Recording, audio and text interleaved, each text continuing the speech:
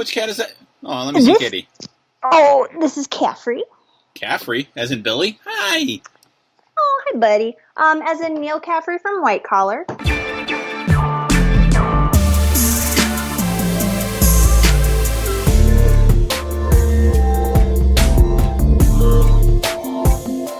Every writer knows that the best conversations about writing don't happen in classrooms or symposia or any other fancy artisanal setting. They happen at the bar, usually after deadline. That's the vibe we're going for here. This is The Other 51, a podcast about writing and the writing life. I'm Dr. Brian Moritz. Today's guest is Dr. Shannon McCarthy from the University of Central Missouri.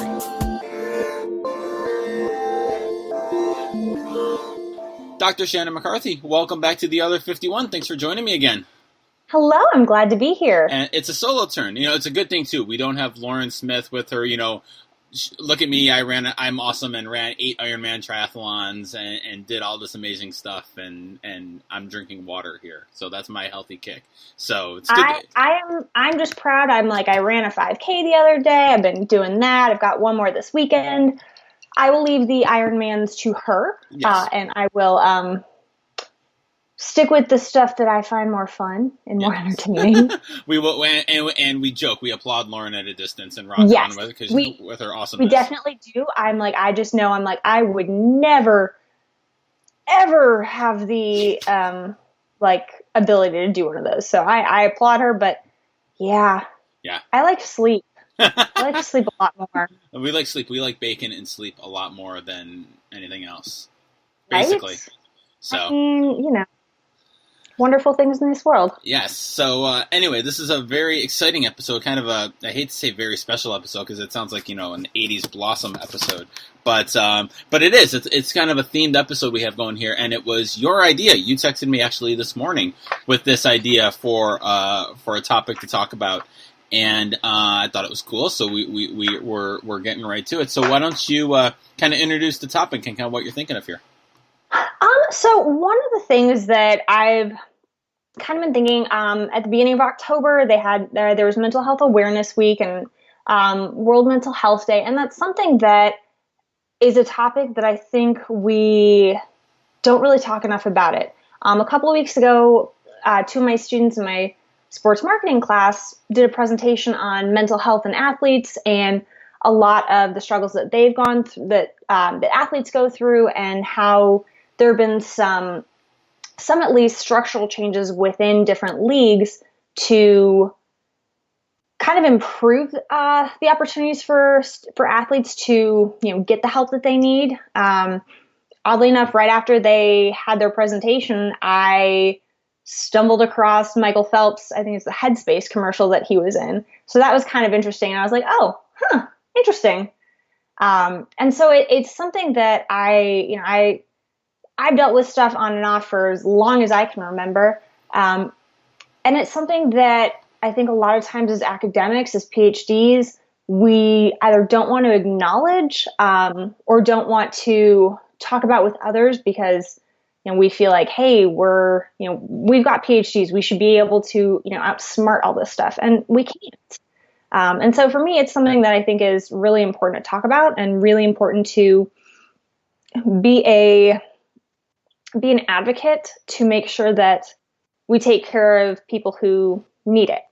Right. No, I absolutely agree. And it's one of those things that, I think with advocacy towards mental health and knowledge of it and recognition of it is certainly improving and is certainly getting, I think, a lot better than it was like when I was an undergrad in the 90s. I mean, it's certainly much more, it's much more common to be diagnosed or to have students say, I have depression, I have anxiety, I have ADHD, something along those lines.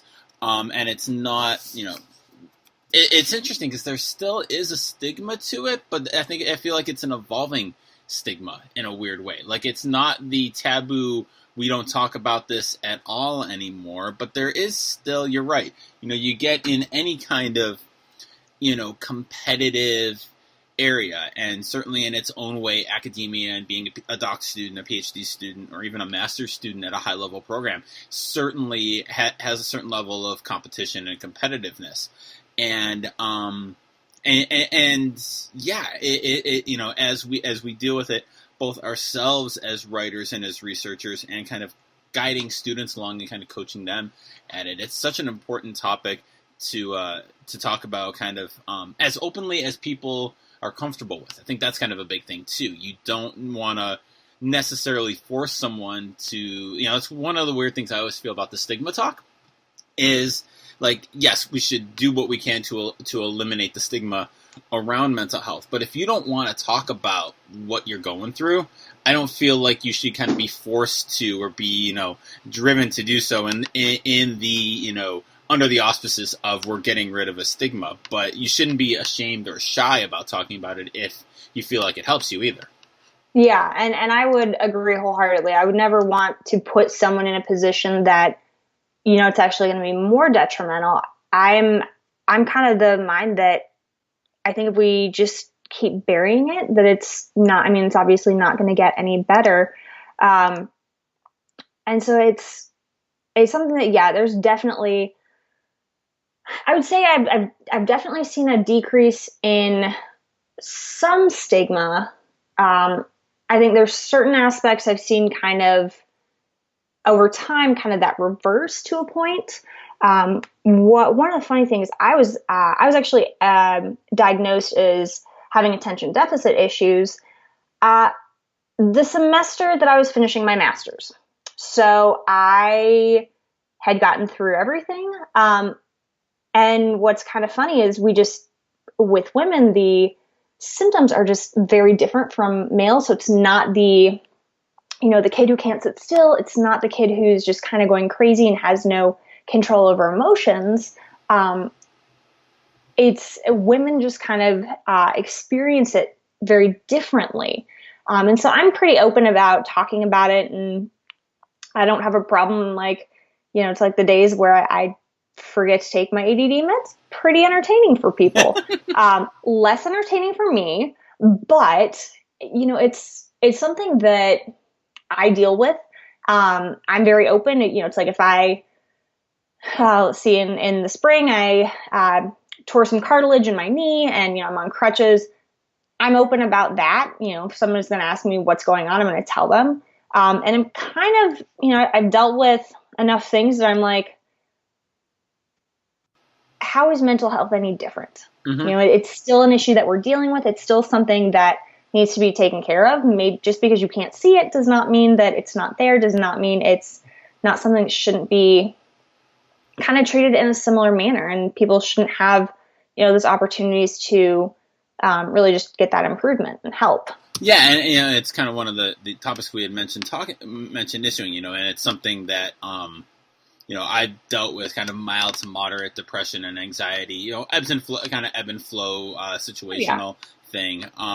And, you know, it is that contrast between physical health and mental health, you know, I think is especially strange and especially tough to deal with. And kind of getting on a writing point of view, like, you know, I had last summer was especially rough for anxiety, depression, for, you know, reasons that aren't super interesting, and reasons don't matter. I mean, that's one of the things with mental health, right? That's one of the first things you learn when you start dealing with it is there's not a reason for it, or not, you know, anything like that. So last summer I actually missed my first ever deadline. And it was because, you know, I was going through a lot, and I had a book chapter due August 1st, and I just couldn't get it done for whatever. And luckily I had a wonderful, wonderful editor. She's the best. I emailed her, I explained what was happening, and I had enough done that I could say, like, if I could have a week or 2 weeks or whatever, I can finish it off. She was very gracious, and I got it done, and the book came out, and it's fantastic, and I'm really proud of the chapter. And all. Yay! But I've wondered about this a lot, and I struggle with it myself. And my students have written about mental health too, in our journalism classes at Oswego. And I wonder, and it's one of the challenging things I think when dealing with mental health is when am I having mental health issues, and when am I just a lazy human being? You know, because and that sounds flip, and I don't necessarily mean it as such, but, you know, when you deal with mental stuff, you know, writer's block is real. and it's not just, lazy writer's block. It's, we're going to get to imposter syndrome in a little bit, but it's feeling worthless. It's feeling like you can't say anything that's worthwhile. And holy crap, is there a lot of pressure doing that when you're writing academic papers and, your tenure file depends on it and all that. And it adds up on that. But at the same time, I can be a really lazy human being, just in general.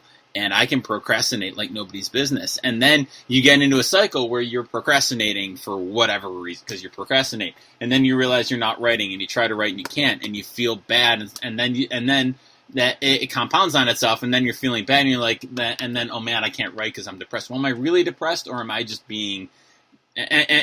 procrastinating and then cycling it back on itself? So that's always been a challenge. And I wonder, if you've felt that, and kind of how you navigate the difference between this is something versus get your butt in gear. And that I will say is really hard. And that's definitely something that I struggle with. I will be honest. The way my PhD program went, halfway through my program, I ended up having to switch programs, for a couple of reasons. And everything ended up working out, but finishing and having to write the dissertation at the speed that I had to write it in marketing, I wrote mine a lot faster than anyone that I came in with, and it was really, really tough.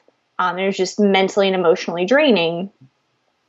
Doing in about 8 months what my office mate took about 2 years to do, I think. Mm-hmm. It was, that was a really super fun year. Oh, and being on the job market. Yay! And so, it's like, I wasn't taking good care of myself. I wasn't sleeping. I wasn't doing any of the things that I should have been doing. And so by the time I was done, I was done. I was just mentally just shot. And it took me the better part of a year to even want to look at touching my dissertation to get published somewhere. Mm-hmm. And I will definitely say I've really struggled. Part of my problem is that, well, it's both good and bad with the job that we have. Mm-hmm. It's awesome that we have a great flexible schedule. When you do deal with attention deficit issues or you do deal with depression and anxiety, idle hands, it's an issue when you have idle hands and you have that freedom. And so it does kind of go into that. Well, am I lazy or am I, what am I doing? I'm still working on having, coming up with what are some better, coping strategies that I can think of, what are not, and trying to figure out, well, how can I block my time so that I'm accessible when I need to be accessible to students, but at the same time, I can protect my own time and be able to work when I need to work. Right. And so I've been trying to kind of just balance the two things, which is hard. And it is really difficult to kind of parse the two out and look at them as two separate issues. And honestly, I think so much of it really is intertwined. You really can't break the two of them out too much, because I do think they're going to end up compounding each other regardless of which way you go. So even if it is the depression, I don't want to say, depression makes you lazy. I mean, I know that everything I've dealt with as well. It's like some days it is just a victory to get out of bed. Some days when you're dealing with depression. And so, I don't really think there's a good way to break the two apart. I think they're just too intertwined to really be able to truly parse them out. I mean, I know there are times where I'm like, yeah, I'm just being lazy. Mm-hmm. But at the same time, I can usually figure out where my head is. When you deal with crap for a long time, you can usually start to figure out, well, I'm actually feeling really good.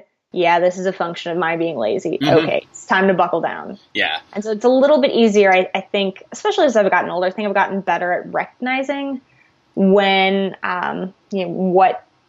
where I am mentally. So. Yeah, no, I agree. The kind of test I've started to do in life is like, I will try to start working, whether that's writing, part for a journal article or a blog entry or, just doing some stuff. And I have found that if I'm not in a kind of bad mental place, that momentum starts to kick in. And once you start working, you kind of start getting you're able to get some stuff done.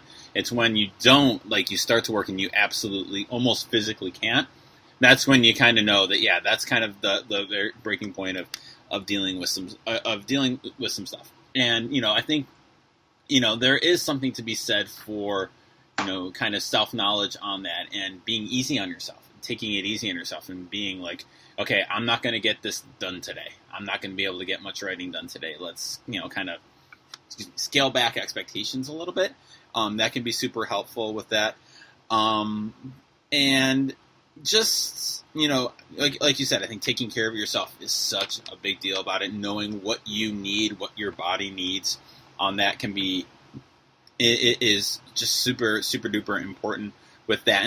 And so in terms of, you mentioned what we were texting before earlier today when you came up with this idea, the dreaded, and this is big time in our field now, imposter syndrome. Yes. And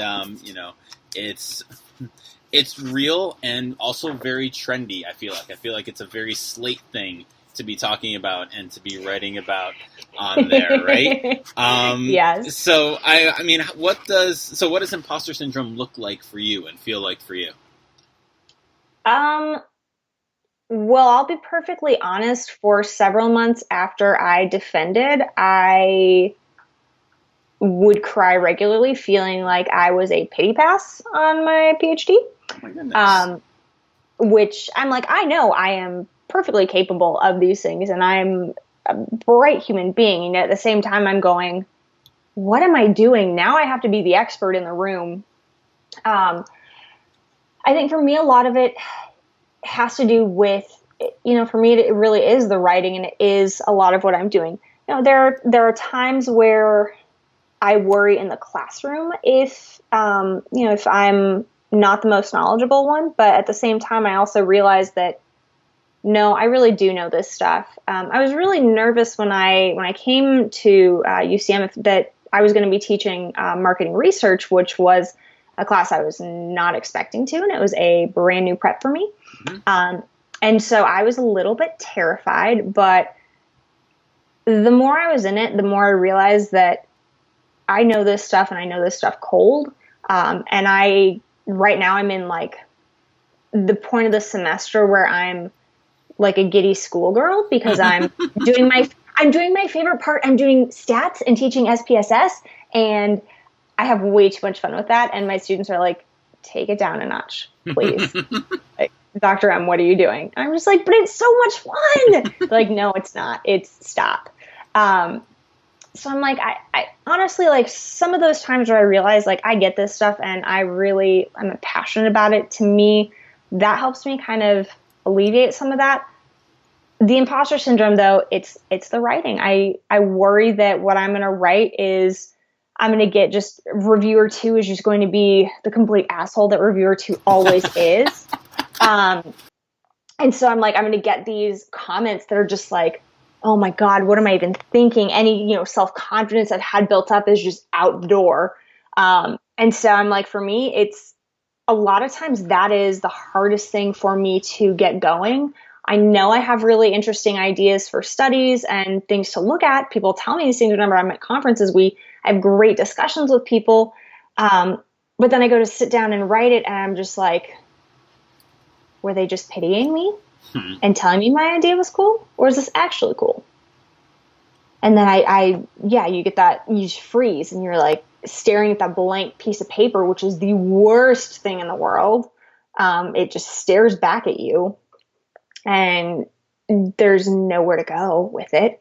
You just have to figure out how to fill that blank piece of paper. And so that for me is, I think, where it really does stand out. I feel good in the classroom. I know what I'm talking about. I got some game when I want to have game. But then when I sit down to write, I'm just like, I go back to feeling like I'm that brand new baby doc student that's like, I have no idea what I'm doing. Am I really the expert in the room? Shit. You said it really well. Like there are so many times when I feel the same way. You sit down to write, and I do. I still feel like a graduate student. I'm in my 5th year teaching. I'll go out for tenure next year, and I still feel like that first year master's student who's learning what a literature review is, and remembering how to put it together and what to be, and how to be writing, and it's and it's been so weird for me, and kind of my situation being unique, going from the professional world and a very different kind of writing to this, where I don't know, that kind of compounded it, I think, a little bit for me. Because, like, as a reporter, I had some game. Like, I know where my skills leveled out, and I was perfectly fine with that. But I knew, like, put me at a game, and I can write 800 words, and I'm gonna own this.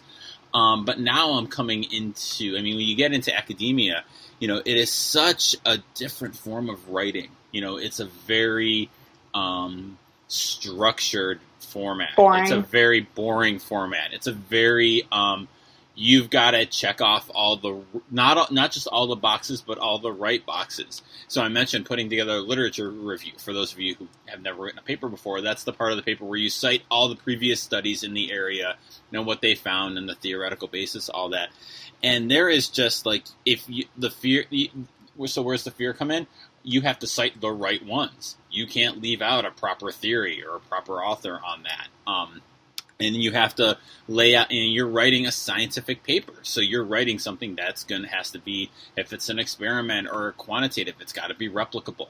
It's got to be, your data analysis has to be pretty sharp, and it's such a different format. And, you realize that, when you're writing for, let's say, like you get an assignment for a magazine or a newspaper or some other, for a website, like you're not really in direct competition with anybody else. Like you are in terms of, overall level of, your career and when you're going for a job. But if I get assigned a feature for a website for 1,000 words, I'm not going to have 3 reviewers going over it and saying whether this is any good or not. They have specifically a place for it. When you're writing academia, you're writing blind. You're writing a study, you're doing a study, and you're sending it out unsolicited to a journal, hoping that these 3 reviewers, including that dickhead reviewer too, are going to like it and think you did a good enough job for it to get published. And your career is riding on that. If you don't get pubs, you're not going, you're not going to have to move schools. Yeah. You're going to have to move schools. You're going to, your job is going to change. And holy shit, that's a lot of pressure. And I think that, and that pressure also comes from, like, if I'm submitting an article to, let's say, Common Sport, just because I have a couple right here on my desk, that's great. And, I've got some game on this. But if Lawrence Wenner and Jimmy Sanderson and Lauren Smith are submitting, and Galen Clavio are going to, they're all fighting for the same spots in this thing, and they're as experienced as more experienced, more pubs, different research agendas and whatever. And like, you're in direct competition with them. You're fighting, you're playing at the NBA level here. And that's the level you got to play at. And it is scary. And I think it does lead to, this notion of imposter syndrome. So, what you kind of mentioned, you're learning how to deal with it. So what are some of those strategies you've kind of come up with, not just with imposter syndrome, but kind of dealing with all of these anxiety, ADHD, mental health issues, and kind of overcoming them? Like what's working for you in kind of beating them back, so to speak, and getting stuff done? So a couple different things that I do. And I'm very upfront with people. I do enjoy going to a counselor, and I was actually talking with some of my students today, and I'm like, it is super healthy for people to do that. I don't care how great you're feeling. It's really good to just go check in with someone, because there's going to be something that's maybe not directly in the front of your brain, but tickling right at the back that it can pop up at any time. I encourage my students, hey, if you've got a big life change, like, graduation coming up, go talk with somebody, make sure your head's in the right space it is really hard to transition from being in school. I mean, I remember when when I retired from swimming at the end of college, it was an excruciating kind of transformation, because this was a huge part of my identity, and all of a sudden it was just gone, and I had to figure out, well, how do I make friends? How do I do this? How do I function like an adult? And it was really, really hard for me. And finding a good counselor, somebody to talk to, was really helpful. I have been, like I said, I ran a 5K the other day. I've been trying to run. I do know that working out does make me feel better, as much as I don't always like to admit it, because, I like sleep and I like laying on the couch with my cats because they're kind of awesome. And it's like when you're depressed, some days it is just hard to get up and do things. And so one thing, it's not really the best medium, but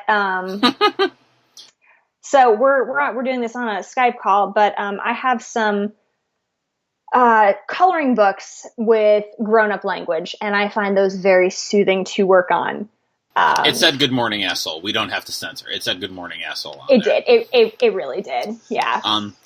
So it's funny because I have a couple of those coloring books, adult grown-up coloring books, and I found them in the past to be pretty good at that. My wife hates them because she is so like detail-oriented and very perfect that she can't. That like it's more stress for her to do that. I will second what you say about the counselor or therapy or whatever kind of level you're at, and I've got a very, very good therapist. And one of the benefits you see is like it's just good to talk. No matter how amazing your wife or husband or significant other or your friends are, and I'm sure we all have great support systems. It's really good to have somebody who has no stake in your life to talk to about this stuff. Like I can talk to my wife and my wife gives me great advice. The joke is my therapist tells me all the same stuff that my wife does, but I listen to my therapist more than my wife. But that's because you're paying her. True, but also there's this. She doesn't have stake in the game. Like she doesn't have. She's got. It's a purely objective point of view, which is helpful. I have found, exercise, not, drinking actual water instead of coffee throughout the day, helps. I have found too, in terms of kind of, writing specific stuff, I find a place that works for you, getting out of the house can very, very much help. Getting to a good location. I love the library that we have in my village. And I don't go there nearly enough, but, getting, and again, there's that awesome freedom that we have as academics, but it's also, oh, great, I have all this freedom. Oh, great, I have all this freedom. I don't have to be in the office, which is wonderful. It's a blessing. But at the same time, like, there's something to that structure of I'm going to this location and I'm working for this amount of time without looking around and, oh crap, I have to do the laundry, I have to mow the lawn, I've got to, flip dishes, all that stuff. So the library, a coffee shop, whatever, being, and not necessarily talking to other people, but I have found just kind of being out in the world and around people, even with headphones on, it can be just super helpful because it's kind of like unpot you is an expression I've heard that is super helpful and kind of, helps you getting out of the house kind of gets out of your head a little bit, and I'm not saying you'll do necessarily great work, but it can be helpful to just feel a little less stagnated and feel a little less stuck, for lack of a better word. I will say, oddly enough, for me, I do enjoy my office on the weekends just because it is really quiet, and not that bothers me when students come by. It doesn't at all, but it's nice to be able to kind of chill out and write at my own pace and not have to worry about any interruptions. I always feel kind of bad because when I'm at work, even during the week, I work with my door shut just because my office I'm right in a hallway that's right by the copy machine. And so you've got people walking by and it just can get loud. And so a lot of times I will just put my headphones on and close the door. That being said, a lot of my students apparently don't think to knock on the door. Oh. So when they're looking for me, they just assume I'm not there, and I'm like, y'all, come on, like, did you try knocking? Well, no. Oh, good Lord, I was in there. Oh, well, like, so, I mean, for me, I actually find that to be a pretty helpful space. I do like to go wander over to the library and read when I can. A lot of times I get kind of lazy because in Missouri, it's either, 95 degrees and 95% humidity, or it's 40 degrees and breezy and just not fun. Not that that's cold for you being up where you are, but I'm a big baby. I grew up in California, and I'm like, y'all, what is cold? What? No. So, You wouldn't last a minute up here, so. I would be in about 16 layers. Yeah, that's about right. Conservative. Right, of course. Is this so? I'm going to steal this question from a great podcast, The Hilarious World of Depression, which I can highly recommend, and I'll expand out the question a little bit. Are mental health issues funny?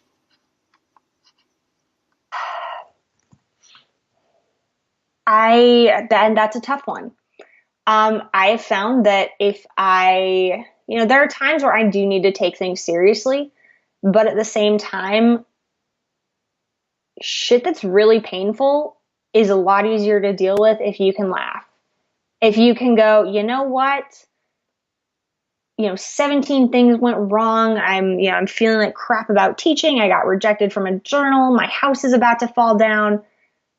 And I feel just really, really depressed. Sometimes if you can find a way to joke about it, it just makes it bearable to where you don't feel like you're just drowning and having to be serious all the time. I have the driest sense of humor. My poor students don't pick up on a lot of it, which is really, really good for me. I'm like, oh, y'all are not getting any of my jokes. This is making me sad. And so that can be, I find that for me, if I use humor, it helps. There are definitely times where I have to deal with serious shit and deal with it in a serious manner.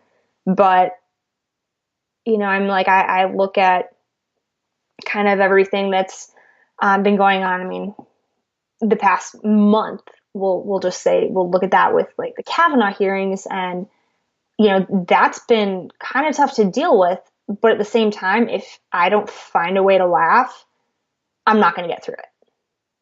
No, I can agree. And finding that bit of humor can decatastrophize the situation. Yes, where, absolutely.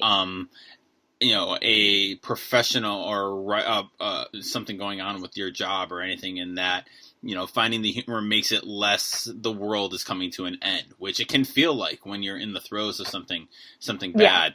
But kind of being, that humor is key on it. And I should have said this off the front. If you are, if you're somebody having real problems, if you're having suicidal thoughts of self-harm, harming others, please call the National Suicide Hotline, call your therapist, call 911, list of resources I'll put in the show notes for this. Yes, so we're not, neither of us is a mental health professional. We just dealt with a bunch of shit. Right. And sometimes it's just good to talk about with friends and people who get it. Yeah, we're doctors, but not those kind of doctors. Exactly. However, every appointment we have is officially a doctor's appointment. Oh, I've never used that line. That's pretty good. Oh yeah. Oh, it's great. Even my daughter knows I'm not a real doctor, or not that kind of doctor, so I can't play that card with her anymore. So, all right. Yeah. I ask everyone on this podcast the same question, so I'll ask you: what's the best thing that you have read lately? And I actually have an answer to that. Last time I had to figure it out, and I was like, oh, shit. I am actually currently reading, it's a book by Alyssa Mastromonaco, Who Thought That Was a Good Idea, and Other Questions You Should Be Able to Answer While Working at the White House. Ooh, okay. She was one of President Obama's deputy chiefs. She was deputy chief of staff, looking over in charge of scheduling. And she was in that position at age 32, which might have a little bit in common with. So it's kind of interesting to see some of that perspective and be able to go, you know what? It's okay to be accomplished. It's okay to figure out what are the things you need to do. And it's okay to say, you know what? Fuck it. I know what I'm doing. Mm-hmm. Stop talking. I am right. You are wrong. 'Twas ever thus. So it's been really funny. She's got a really great voice. I know she pops up on a couple of different or other podcasts I listen to. She does a segment on Hysteria, which is a fantastic podcast I've been listening to lately. So excellent. I am on my 4th pass from the library with the Grant biography by Chernow. It's about to expire from the Kindle. I'm on page 700 of 1,000. I will finish it at some point. It is. I'm just going slow on it because it's so long, and it's like the Hamilton book plus another book. It's outstanding. It's incredibly well done, but Homeboy wrote Homeboy wrote 1,000 pages on Ulysses S. Grant. So, geez. And that's a lot. That's a thing. That's a lot on Ulysses S. Grant, I gotta say. Yeah. So, I would struggle to read that. So that's coming from someone who read Gone with the Wind in junior high. Yeah. And I'm looking at that book and I'm like, about that. Yeah. Well, it's amazing about it. I mentioned this in a previous episode. It's crazy. Because I read the Chernow Hamilton book after I had listened to the musical 100,000 times, and so you read Chernow, and it's brilliant. It's a great history biography, and you can pick out the elements that Lin-Manuel uses in the play, and you can kind of start connecting the dots, and reading Grant's biography by Chernow gives me even more appreciation for what he pulled off, because you can pick out the Hamilton play, on rewind in hindsight reading it, but now pick up a historical book and write a hip hop musical on it. It's there's a reason he was given the Genius Grant and we were not. True. Although we are geniuses in our own right. We are, at least we try to be. Once in a while. Yeah, like I said, we're doctors, just not that kind. We're doctors. Yeah, just listen to us. Awesome. We know what we're talking about. Awesome. Shannon, this has been great. Thank you for suggesting this. Thank you for being brave enough to talk about your stuff, and I really appreciate it. Hey, I'm just glad we could do this and chat, and I think it's always fun, always healthy, and with it having had lots of mental health days recognized lately, I think it's something that it's good for people to talk about, and it's good for us to acknowledge that, hey, we might be doctors, but, we're not perfect and we deal with our own shit. So It's good for us to talk about these things, and it's good for us to, just try to be healthy about it. Absolutely. Thanks a lot. I appreciate it. Well, thank you for having me. This is always fun.